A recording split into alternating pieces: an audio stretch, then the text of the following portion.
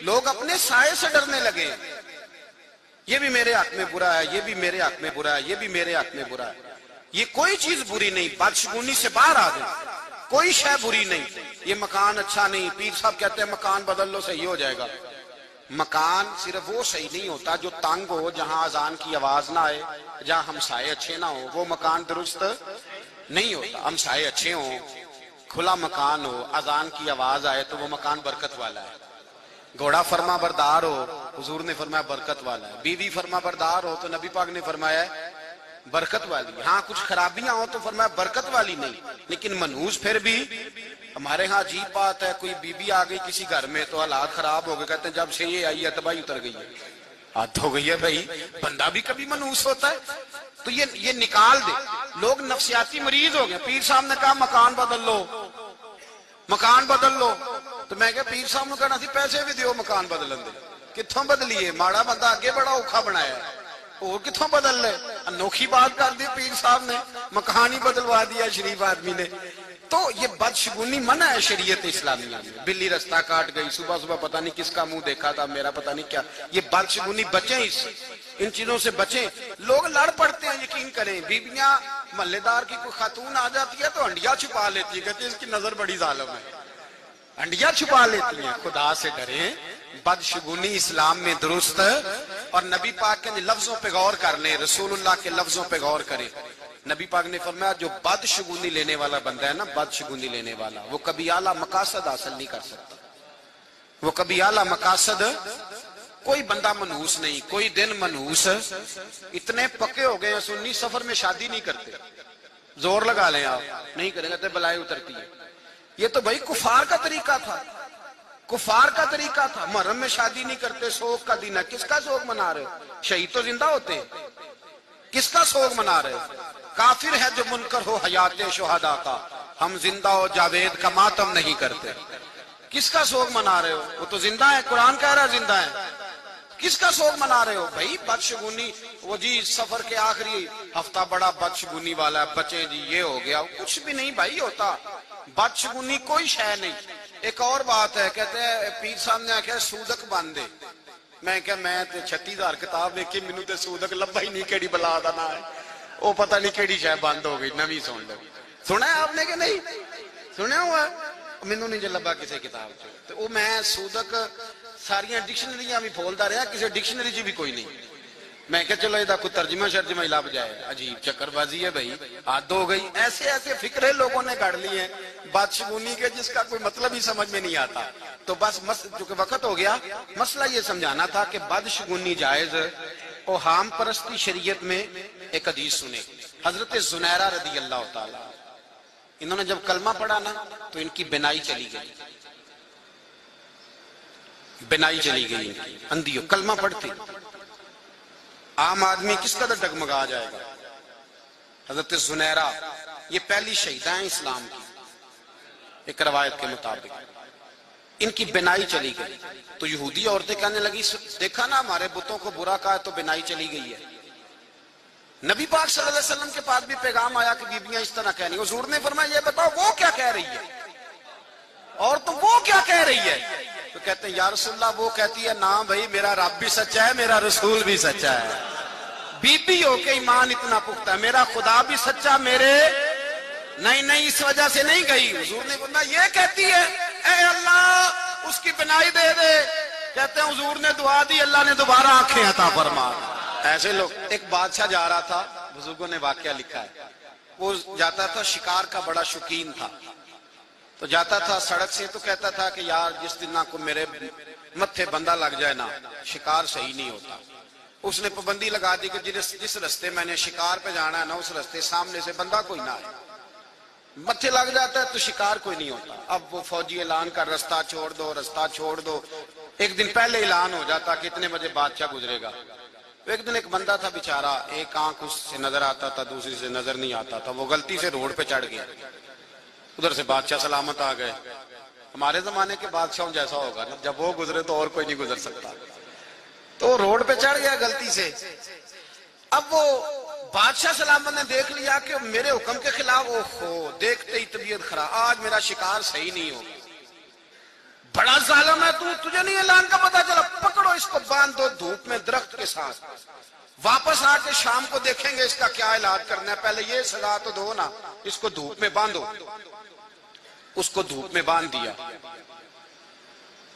اب شام تک وہ بیچارہ وہاں بندہ رہا۔ بادشاہ کہتا ہے جتنا اچھا شکار اس دن ہوا نا، اس سے پہلے کبھی ہوا ہی نہیں، اتنا سارا جانور کے، اور پھر میرا ایک نشانہ خطا نہیں ہوا، جو نشانہ لگایا وہ بھی لگ گیا، شکار بھی مرضی کا، شوق بھی بڑا تھا، کہتے ہیں ڈھیروں جانور قابو آئے۔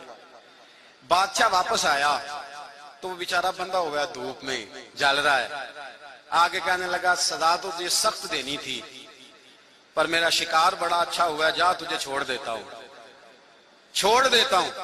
بادشاہ نے جب کھولا تو بندہ بڑا دلیر تھا، کہنے لگا بادشاہ مجھے باندھا کیوں تھا؟ کہنے لگا جب کوئی میرے متھے لگ جائے نا تیری طرح کا بندہ تو وہ دن میرا صحیح نہیں گزرتا۔ کہنے لگا بادشاہ تو میرے متھے لگا تھا، میں تیرے لگا تھا، تیرا تو صحیح گزر گیا، میرا نہیں یار صحیح گزرا، میرا تو سارا دھوپ میں گزر گیا ہے، میں تو بندہ رہا ہوں سویر سے شام تک، میرا بڑا برا گزرا ہے، میرا جو بڑا سخت گزرا ہے، کاش کہ میں یہ کس طرح کا تیری بادشگونی ہے، اللہ کرے میں تیرے متھے نہ لگتا، کم از کم اس عذاب سے تو بچ جاتا۔ تو بادشگونی لینا اسلام میں درست، نیک شگون لے۔ اور عقیدہ کس طرح کا؟ حضرت عمر فاروق رضی اللہ تعالیٰ عنہ کے زمانہ مبارکہ میں جب مصر فتح ہوا تو حضرت عمر بن عاص گورنر تھے مصر کے، انہوں نے خط لکھا کہ جناب یہاں دریائے نیل خشک ہو جاتا ہے، ہر سال ایک کواری لڑکی ذبح کر کے اس میں ڈالتے ہیں، پھر دریا چلتا ہے، اور میرے آنے پہ بھی خشک ہو گیا، لوگوں نے کہا ہے کہ کواری لڑکی قتل کر کے اس میں ڈالیں گے تو دریا چلے گا۔ حضرت عمر بن عاص کہنے لگے اسلام قتل کی اجازت نہیں دیتا۔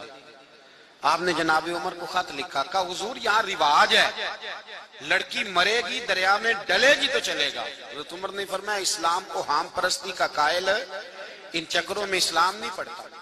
آپ نے ایک خط حضرت عمر بن عاص کے نام لکھا اور دوسرا خط حضرت عمر نے دریا کے نام لکھا۔ آپ نے فرمایا جب میرا خط پہنچے تو سارے مصر کے لوگ اکٹھا کر کے لے جانا، نہ ماننے والوں کو بھی لے لینا ساتھ، اور دریا کنارے کھڑے ہو جانا۔ اور دوسرا خط دریا کے نام لکھا، فرمایا دریائے نیل اگر تو چلتا تھا رب کے حکم سے تو عمر تجھے حکم دیتا ہے چلنا شروع کر دے، خط لکھا، اور اگر تو اللہ کے حکم سے نہیں چلتا تھا تو پھر ہمیں تیرے پانی کی ضرورت، کوئی ضرورت نہیں تیرے پانی کی۔ صحابہ کہتے ہیں جناب عمر بن عاص ڈھیروں لوگوں کو لے کے گئے، جب وہ خط جناب عمر کا انہوں نے ڈالا نا پانی میں تو دریا پہلے سے بھی زیادہ تیز چلنا شروع ہو گیا۔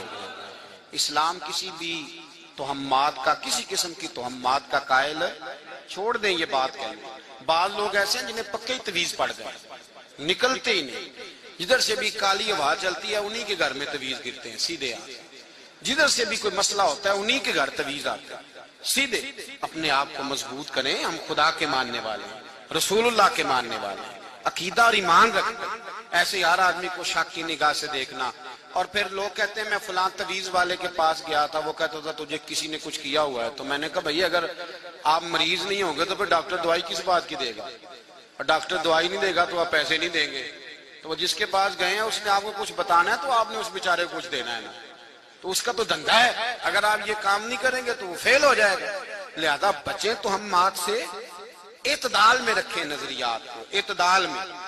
ایک بات سنیں، اورنگزیب عالمگیر گئے خواجہ معین الدین اجمیری کے مزار پہ، کون بہت بڑا بادشاہ تھا، مزارات پہ جاتے، ایک اندھے کو کھڑا دیکھا، اندھا کھڑا ہے باہر، بادشاہ آتے تھے تو اور زیادہ کٹھے ہو جاتے تھے، نظر نیاز زیادہ ملے گی، اندھا باہر کھڑا ہے، تو اورنگزیب عالمگیر اس کے قریب سے گزرنے لگے تو کہنے لگا 30 سال ہو گئے، 30 سال غریب النواز کی چوکھٹ پہ کھڑا ہوں، خیرات نہیں ملی، آنکھیں لینے آتا ہوں، خیرات نہیں ملی، کچھ دیجئے مجھے، 30 سال سے رو رہا، جاگ رہے ہیں آپ لوگ، 30 سال ہو گئے۔ اورنگزیب عالمگیر کہنے لگا کتنا عرصہ ہو گیا؟ کہنے لگا جی 30 سال۔ آپ فرمانے لگے خواجہ معین الدین تو تجھ سے ناراض ہیں، میں تو جتنی دفعہ بھی آیا ہوں جھولی بھر کے عطا فرمایا انہوں نے، تجھے 30 سال ہو گئے دیا ہی نہیں، تیرے ساتھ ناراض ہیں۔ دو سپاہیوں کہنے لگے اس کے سرانے کھڑے ہو جاؤ، اگر میرے واپس آنے تک صحیح ہو گیا تو ٹھیک ہے ورنہ اس کی گردن اڑا دیں گے۔ خواجہ صاحب ناراض ہیں، 30 سال ہو گئے، اس کو آنکھیں نہیں ملی، ان کے وسیلے سے ملی نہیں، اس کو مار دیں گے آپ، وہ ناراض ہیں۔ औरंगजेब अंदर गए दुआ मांगने, वापस आए तो अंधा सही हो गया था। आपने फरमाया कैसे सही हो गया तू? कहने लगा जी मैंने कहा हुजूर मेहरबानी करें, अल्लाह की बारगाह में अर्ज करें, और मैंने इनके वसीले से भी दुआ की। मैंने कहा मौला पहले तो आंखें नहीं थी, अब तो जान भी जाने लगी है, मेहरबानी कर, फजल फरमा। कहते हैं रो रो के दुआ मांगी है तो आंखें ठीक हो गई। तो औरंगजेब ने तारीखी जुमला कहा, तारीख साज को याद रखे। कहने लगे तुमने यहां आके ना ढोंग रचा लिया था, ढोंग, तू आंखें लेने नहीं आता था, वरना जिस गरीब नवाज ने जिंदगी खुदा रसूल के नाम कर दी हो, उसके वसीले से कोई मांगे तो रब अता ना करे। जिसने अपनी जवानी सारी रसूलुल्लाह के लिए कुर्बान कर दी हो, लम्हा लम्हा जिंदगी का रसूलुल्लाह के दीन के नाम गुजारो, उसका नाम लेके वसीला दो तो रब रहमत ना करे। फरमाया तुमने ढोंग रचाया है दरबार का, ढोंग, इसलिए कुछ नहीं मिलता। मैं भी कहता हूं ढोंग ना रचाओ, ढोंग ना रचाओ, ढोंग रचाते हो तो कुछ नहीं मिलता। दरवेशों के दरवाजे तो आज भी खुले हुए हैं। सिद्ध के दिल से आओ, दयानतदारी से आओ, कासा सीधा करके आओ, उनके वसीले से जितना भी मांगो मेरा रब अपनी रहमत के दरवाजे खोल के अता फरमाता है। ढोंग रचाया हुआ लोगों ने, इसलिए हालात बिगड़े हुए हैं। और वैसे भी अल्लाह वालों से भी अगर बंदा दुनिया मांगने चला जाए तो उसने फिर मांगा क्या है? उनसे तो, उनके वसीले से तो खुदा से उन जैसा जज्बा मांगना चाहिए। तो मेरे भाई बदशगुनी का कोई तसव्वुर नहीं इस्लाम में, इससे परहेज करें, 1% नहीं 100% बचें। अल्लाह तबारक व तआला समझने की तौफीक अता फरमाए। आखिर दावा या